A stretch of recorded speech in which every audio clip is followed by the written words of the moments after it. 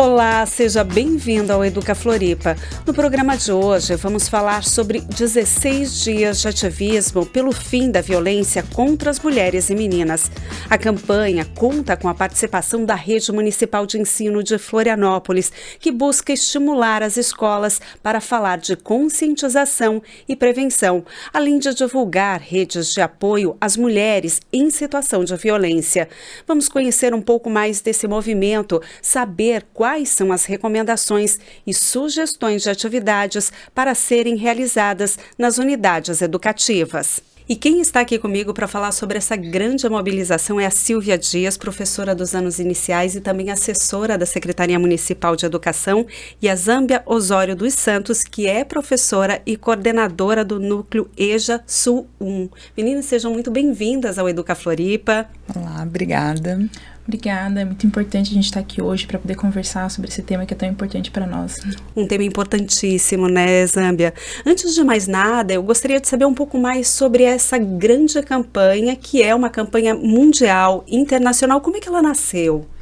Então, assim, na verdade, essa campanha dentro da rede, ela faz parte do decreto municipal, que é de março, que Maria da Penha vai à escola, né, que dentro tem o Agosto Lilás, que a gente já conversou em outra oportunidade, e agora os 16 dias de ativismo, porém no Brasil mais 5, que ela vai explicar depois, assim.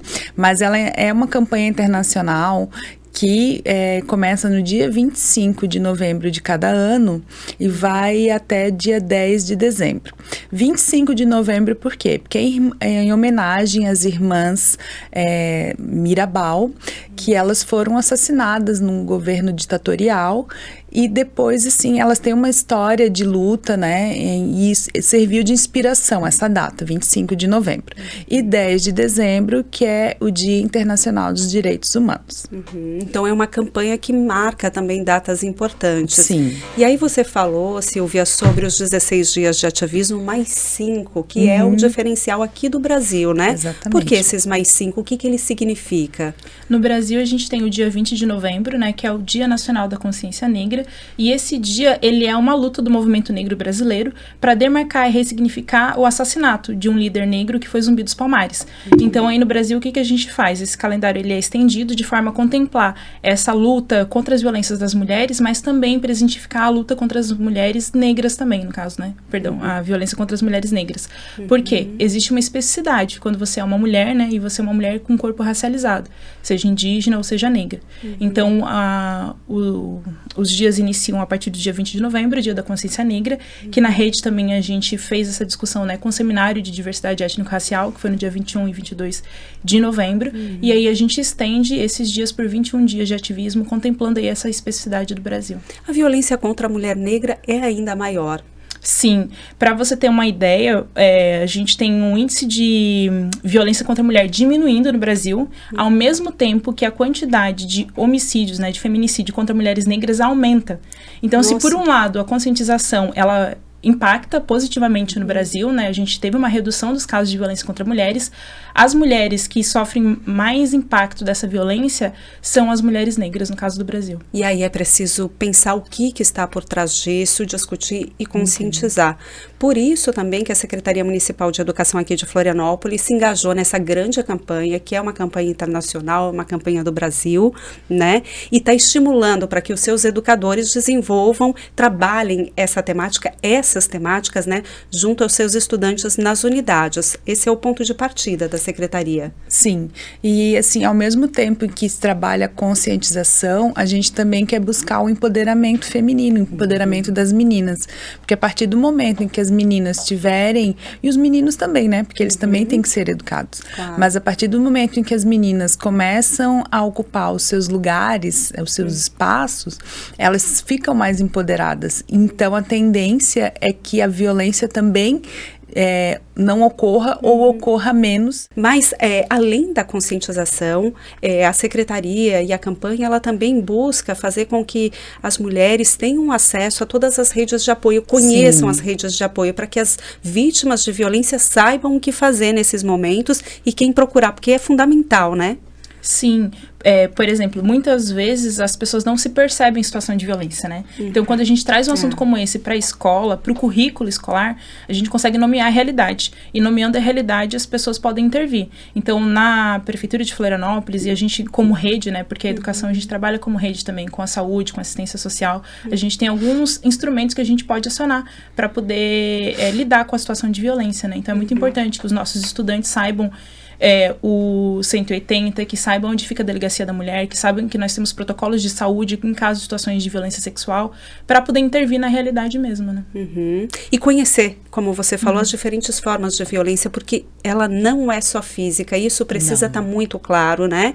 E é bom a gente aprender desde pequeno isso, ela pode tomar diferentes formas. É interessante, sim, até trouxe um livro que fala, assim, violência psicológica contra a mulher. Porque a gente, quando pensa que é violência, a gente acha que é só a agressão física. E não é. A agressão psicológica, ela é uma agressão, né? E tantas outras formas de violência, como simplesmente proibir que essa mulher faça determinada coisa, ou querer mandar na roupa da mulher, ou querer a violência patrimonial, que as mulheres não se dão conta. E uma outra ocasião, eu já citei, assim, a gente tem em média, assim, de 70% a 80% da nossa rede municipal de ensino de mulheres. Exato. Né? E as nossas próprias colegas, às vezes, não se enxergam como vítimas. Nessas situações, né? Não se percebem. Exatamente. Muitas vezes sofrendo violência patrimonial. Exatamente. Ou violência psicológica, que é Exato. tão grave e tão danosa quanto a física, né? Exatamente.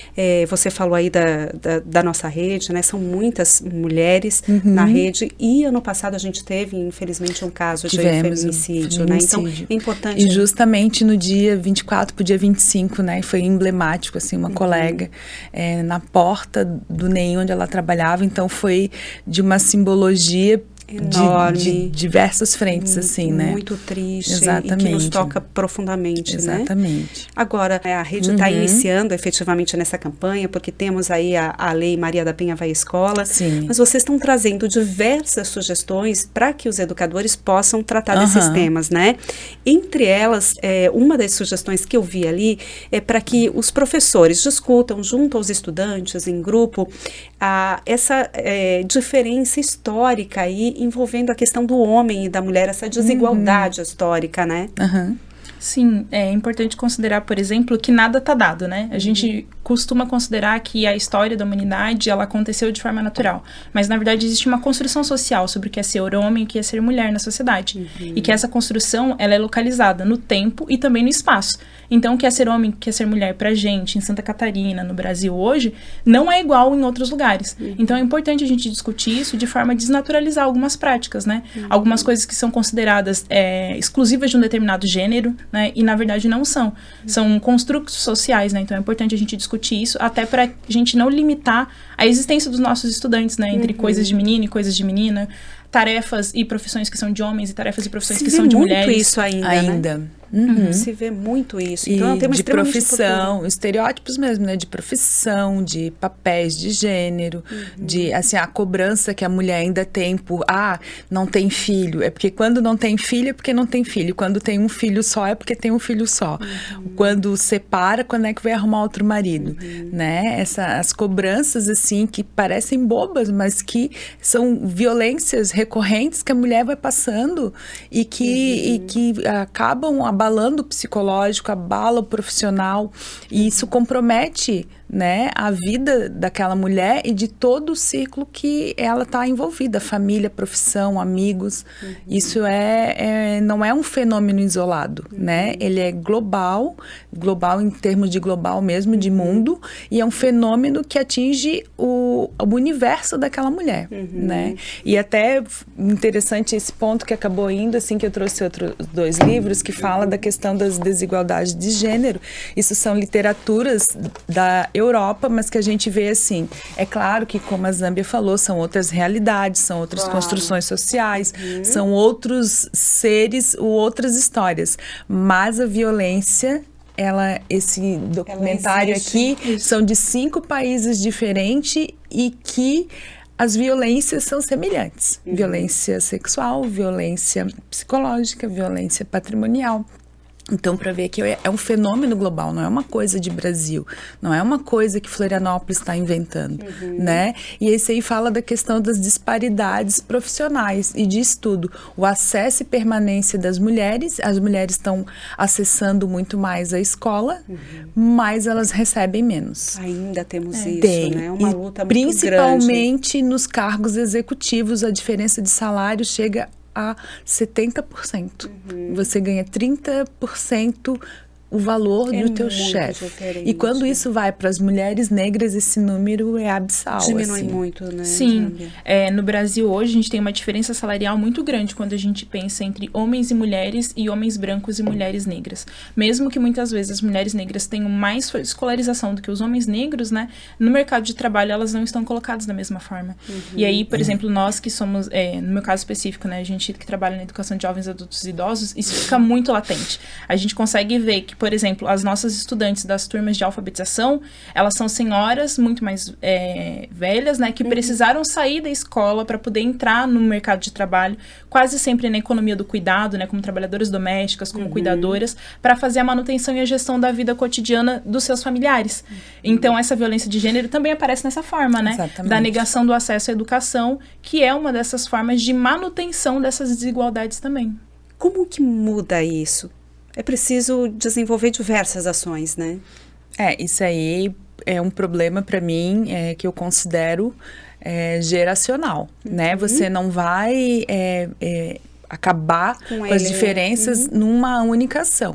Tem um autor português que trabalha a cidadania, eu gosto muito, que é o Bruto da Costa, que ele diz que essa miséria, que essas diferenças, que as desigualdades perpassam gerações e que ela vai começar a partir da 5ª geração é que as coisas vão começar um trabalho longo. Exatamente, né? E isso é tão verdade que quando eu fui lá, estava fazendo a minha árvore genealógica, não sei o quê, imigrante, papapá, eu sou a 5ª geração de mulheres desse pessoal, dessas famílias de agricultores que veio de imigrante, coisa e tal. E eu sou a primeira mulher da família a ter curso superior. Eu sou a primeira mulher, eu e a minha irmã, de ter mestrado. A minha irmã vai ser a única doutora da família em 5 gerações. Olha só. E isso, assim, no sul do Brasil, branca, etc. Para a mulher negra, eu acredito que 5 gerações ainda seja pouco, né? Essas diferenças se acentuam ainda mais. Sim, porque essas desigualdades, elas se dão no tempo, mas elas também são mantidas no tempo presente, são reproduzidas, Isso, né? O tempo presente reproduz muitas vezes essas desigualdades. Então, as nossas ações no campo da escola, da sala de aula, dos NEMs, ela é extremamente importante porque ela muda práticas. Porque, como a gente já comentou anteriormente, não é só uma mudança de postura das mulheres, né? Os homens e meninos também na nossa sociedade precisam de uma alteração social, onde, por exemplo, o trabalho doméstico, que é esse trabalho invisível, né, que foi até tema da redação do Enem, não seja naturalizado como exclusivamente de uma única pessoa, porque isso vai impactar na progressão de carreira dessa mulher também. Então, a gente precisa pensar que são várias frentes de atuação e que a escola, que o currículo, ele é uma parte muito importante. Mas aí a gente convoca também a comunidade, né? A escola, ela é feita de muitas pessoas também, né? Para se integrar nessa luta, porque é de fato uma disputa que a gente está fazendo, né? Por gerações de meninas que têm um cotidiano muito mais justo, né? E igual. Para que seja um futuro realmente melhor, porque a escola faz parte, é um dos elementos, né? Seria uma utopia da nossa parte achar que só a escola vai resolver todas as mazelas da sociedade. Mas ela é, sim, uma parte muito importante. Fundamental, né? Porque a gente vai aí criando um novo olhar para tudo isso, né? Exatamente. E dando a devida importância, né? Para essas discussões.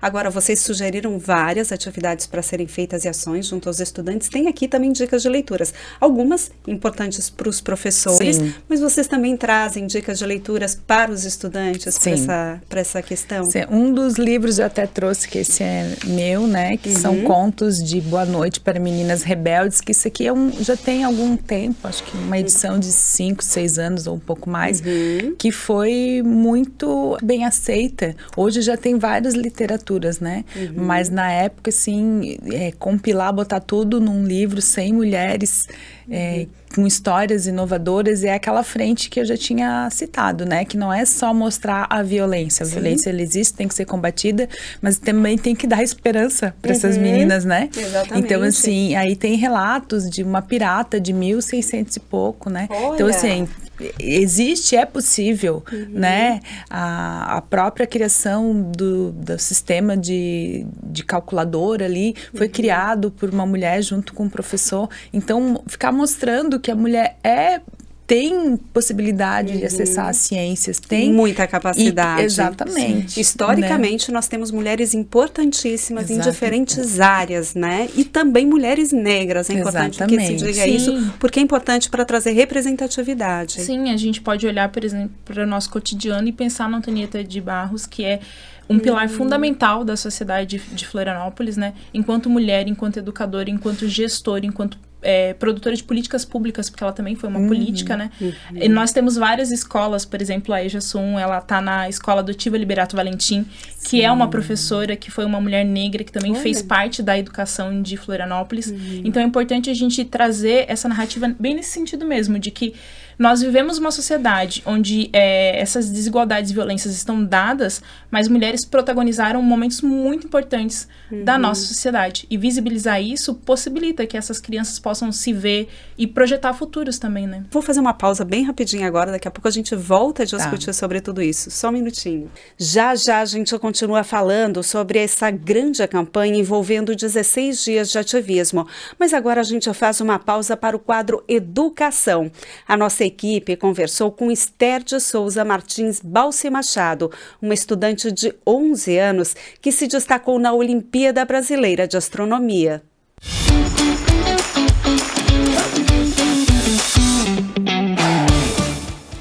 Oi, meu nome é Esther de Souza Martins Balsi Machado. Eu estudo na escola Dilma Lúcia dos Santos. Eu participei da competição OBA, Olimpíada Brasileira de Astronomia. E como é que foi essa experiência? Então, quando eu soube o que ia acontecer, eu fiz alguns simulados no Google. E daí eu acabei aprendendo algumas coisas. E aí eu acabei acertando. Eu tirei 9,4. Uma nota super boa. Como é que tu descobriu essa prova? Tu já fazia parte de alguma coisa? Não, foi totalmente... A minha professora falou sobre a prova, falou que ia ter a prova, ensinou alguns conteúdos sobre a prova. Eu fiz o simulado, eu não sabia nada sobre isso. E hoje, o que você sabe sobre astronomia? Eu sei os planetas que habitam o espaço, eu sei que na Lua tem água, eu sei que a Lua é um satélite natural.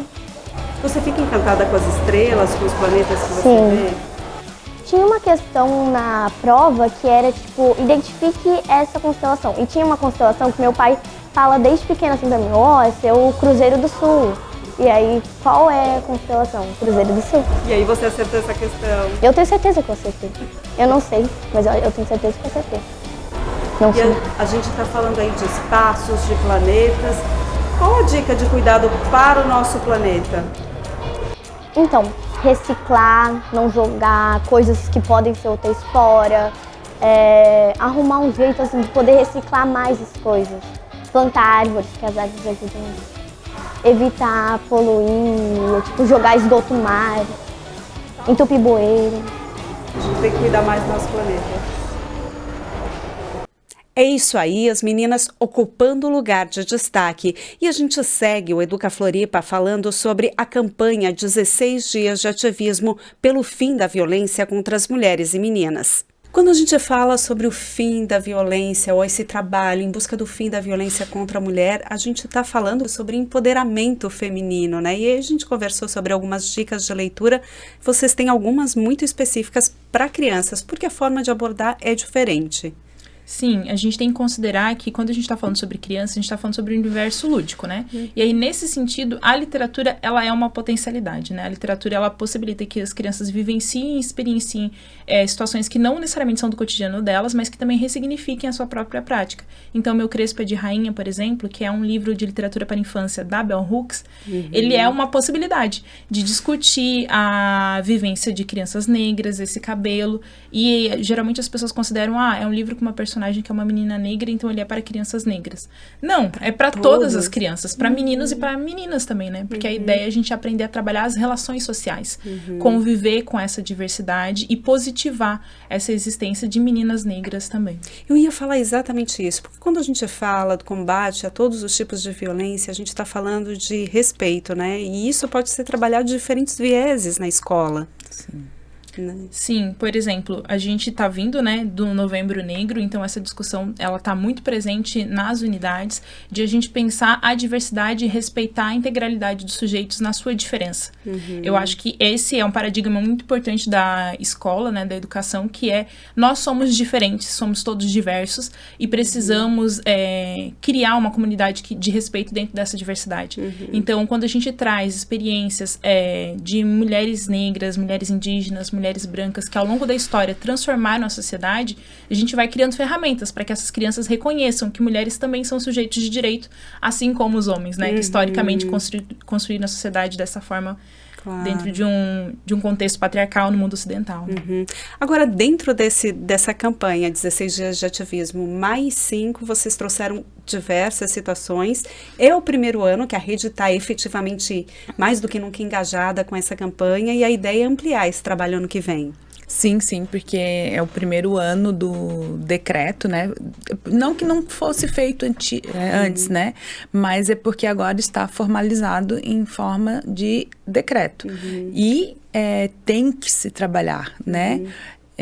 Esse decreto, ele fala exatamente o quê, Silvia? Porque é o decreto Maria da Penha vai à escola. Que ele torna obrigatório, dentro da educação, trabalhar o agosto lilás, que é para dar de visibilidade à Lei Maria da Penha, assim como os 16 dias de ativismo, né? O Maria da Penha vai à escola, ele já acontece em outras unidades do país, não é uma exclusividade de Florianópolis, mas Florianópolis, assim, eu posso dizer que no sul do Brasil ela está adiantada nesse sentido em passar a ser um decreto, né? Então, assim como o ERER, que faz parte do currículo de Florianópolis, essa questão da violência contra as mulheres também. E muitas vezes é preciso vir com força de lei, né? Para que realmente aquilo seja incorporado na... E considerar que a legislação, ela é feita pela sociedade, né? Então, quando a gente tem uma legislação, significa que nós nos organizamos enquanto coletivo, enquanto sociedade, de forma a evidenciar essa necessidade e constituir uma legislação, né? Muitas vezes a gente tem essa ideia de que a lei, ela vem de fora, mas na verdade ela é produzida por nós mesmos. Então é importante a gente garantir como legislação, de forma a validar mesmo práticas que já acontecem, né, dentro dos nossos currículos escolares. Temos muito trabalho a ser feito ainda, mas temos bons exemplos já nas unidades, nas escolas, né, Silvia? E assim, a nossa esperança, a gente trabalha para isso, é que o cume da violência contra a mulher é o feminicídio, né? E Santa Catarina registrou 65 até setembro. Nós temos um número muito alto para o tamanho então, do assim, nosso estado, da população. É o nosso desejo, né? Para isso que a gente trabalha, que quiserem. E assim, eu não tenho dados estatísticos, não sei se é de fato, mas foi uma reflexão que eu tive, em que agosto o número de feminicídio é menor. Pode ser uma leitura minha, né? Mas, assim, eu quero crer que seja por conta da própria visibilidade que o mês de agosto tem e acaba isso repercutindo. As pessoas vão tomando consciência, percebendo quão errado estão, né? E pelo menos assim, quando não há consciência, pelo menos que ele saiba que tem a lei para coibir, né? Que não vai ficar impune. A gente ouve, infelizmente ainda, muitas histórias de mulheres que vão tentar buscar ajuda e que por vezes são desencorajadas pelas pessoas, né, da sua rede de apoio, digamos assim. Essa é uma questão também importante que precisa ser olhada. Infelizmente, assim, até nas próprias redes que deveriam acolher, existe, infelizmente, muitos casos ainda que a vítima, acontece a revitimização, né? Isso é uma pena, mas eu acho que a gente já avançou bastante, mas a gente ainda não está no ideal. Precisa trabalhar ainda para que todos os instrumentos da rede estejam preparados para receber essa mulher e de forma acolhedora. Não cabe a ele julgar, né? Que as pessoas, a mulher sofre uma violência sexual, que roupa que ela tava. Não interessa a roupa que ela tava. Sim, ainda, e a gente vê, né, mulheres apontando outras mulheres, Sim. né? E isso é um fator também, tem um parênteses dentro desse trabalho do feminismo, que o patriarcado, ele cerca as memórias das mulheres, assim, né? Sim. De reforçar esse machismo. O machismo é praticado pelas próprias mulheres. Perpetuar. Reforçado, Ele é né? reproduzido, né? Porque é uma estrutura, né? Exatamente. E aí, como estrutura, essas mulheres são educadas com essas práticas. Exatamente. E a gente ouve, né, frases ainda tem certeza, né, que ele fez isso mesmo? É o pai do seu filho, você vai denunciar, você vai acabar com a vida dele. Quer dizer, a gente ouve recorrentemente ainda na sociedade esse tipo de comentário, né? E a mulher vítima da violência, por vezes ela se sente até envergonhada e culpada de fazer esse movimento, né? É o que a gente chama, no campo da história, de o crime perfeito, né? Porque a gente tem um agressor, a gente tem uma vítima, mas essa vítima, quando ela é culpabilizada, ela é responsável por solucionar o problema, né? E aí a forma de solucionar o problema é muitas vezes individualizar uma questão que é estrutural, que é a violência contra as mulheres, né? E pensar, o que eu fiz de errado, o que eu posso mudar. Então, é muito importante essa questão da não revitimização, né? Enquanto rede, a gente conversa bastante sobre protocolos, né? Como a gente recebe uma situação de violência e de forma a garantir que essa vítima não precise contar essa história muitas vezes, né? Então, enquanto assistência social, enquanto saúde, enquanto educação, a gente discute isso de forma a minimizar essa situação, que já é uma situação muito delicada, né? E o acolhimento, no nosso caso, da educação, ele é fundamental. Acolher as vítimas, né? A gente nunca questiona nenhuma vítima, então o acolhimento, ele é necessário. E aí, nesse sentido, a gente conversa sempre de forma a formar as nossas professores e educadores, né? Para orientar nesses casos de situação de violência. Porque, assim, em alguns casos, assim, desde as crianças bem pequenas até a EJA, acontece, assim, a escola, como a escola ainda é um órgão em que a sociedade deposita muita confiança, né? Acaba, às vezes, a primeira denúncia acaba sendo na escola. E não cabe a quem recebe essa denúncia ficar perguntando, questionando, fazendo interrogatório. Não, ela acolhe essa denúncia e vai para os órgãos competentes fazer o encaminhamento devido. Não cabe à escola ficar produzindo prova ou questionar a vítima, porque aí você revitimiza. Sim. Né? O papel, então, é de acolher. Exatamente. É de receber essa mulher ou essa menina. Exatamente. E de garantir acesso à informação, né? E daí, nesse sentido, fazer os encaminhamentos que sejam necessários na rede de apoio. Você falou algumas informações importantes relacionadas à rede de apoio. Nós temos Delegacia da Mulher, nós temos a gente tem o Conselho Municipal das Mulheres, a gente tem o CEDIM, que é o Conselho Estadual das Mulheres também. Nós temos protocolos no caso da saúde, no caso de situação de violência sexual também. Então, é importante a gente estar ciente de forma a acionar esses protocolos e até mesmo encaminhar, em caso de situações de violência, né, as vítimas nesses espaços. Com relação à questão ética, a gente precisa, sim, meter a colher, né? Sim, com certeza. Sim, lá na Adotiva, que é uma das escolas onde a gente tem a EJA, teve inclusive um projeto do Agosto, né, que em briga de marido e mulher se mete a colher, sim. E essa dimensão é muito importante da gente colocar, né, porque muitas vezes é no espaço do privado que essa violência, ela é naturalizada, né. A violência psicológica, ela não vai se dar assim num passeio, né, ela vai acontecer no campo da casa, das relações interpessoais. Então é importante a gente saber que é preciso dizer sim, que é preciso questionar, porque muitas vezes, quando você está numa situação de violência, você naturaliza isso, né? Então, a gente precisa visibilizar os sinais de uma violência. Porque uma agressão física, ela nunca é a primeira agressão. Ela é a culminância de uma série de outras situações de violência que já aconteciam e já foram naturalizadas numa relação. Que foram se somatizando, Exatamente. né? Por isso é tão importante a gente olhar para si, mas olhar também para as mulheres que nos cercam, né? Nossa, a escola realmente é um ambiente muito fértil para tudo isso. E a gente falou, né? Não é a única ação, são várias ações de diferentes frentes. Mas a escola, ela pode ser um ambiente muito positivo nessa construção de uma sociedade com mais respeito às diferenças, com mais respeito ao outro, com mais respeito à diversidade, né? Muito obrigada mais uma vez, foi um prazer conversar com vocês. A gente que agradece a oportunidade, né? E o Educa Floripa de hoje fica por aqui. Muito obrigada pela sua companhia e até mais.